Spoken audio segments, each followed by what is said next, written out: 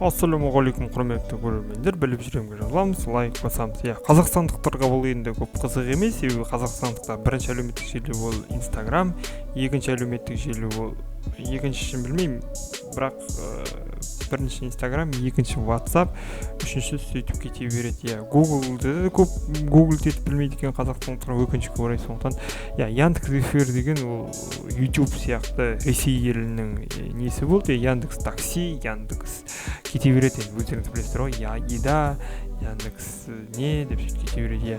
Қазір енді Яндекс.Эфир жауап қалды. Бір кездер мен айтқан Яндекс.Эфир деген не ол? Өкінішке орай қараңыз, енді ол видео атақты болмайды, себебі Яндекс.Эфир жоқ.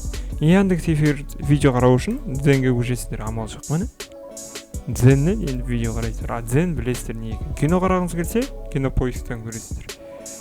Так, спорт көргіңіз келсе, мынан қараңыздар, амал жоқ. Новости оқисыздар, яғни жаңалық оқисыздар. Мына жерде мен жөте көріп отқан жоқпын.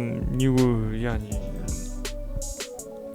трансляция. Сондықтан осы, біліп жүремге жазыламыз, лайк басамыз. Сіздерге енді көп қызық емес, бірақ ресми сайтында, ВКонтакте желісінде, Инстаграм, ВКонтакте желісінде, біз сізді қоштаспаймыз дейді. Біз просто жай ғана, типа біз Яндекс жауылмаймыз деп тұрғаны ғой, бірақ керісін былай қарасаң жауып қалды ғой енді.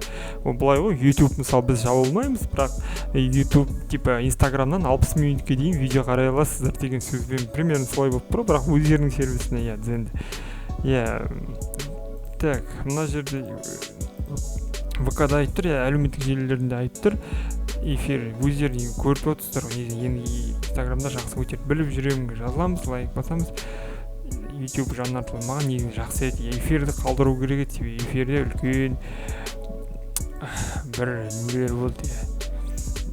Блогерлермен келісім шартта болды, күшті болды, негізі Дзенге көшпеу керек еді, өзінше бір қалып қойса екен деген ойда болды. Біліп жүремге жазыламыз, лайк басамыз, өтініш лайк басыңыздаршы.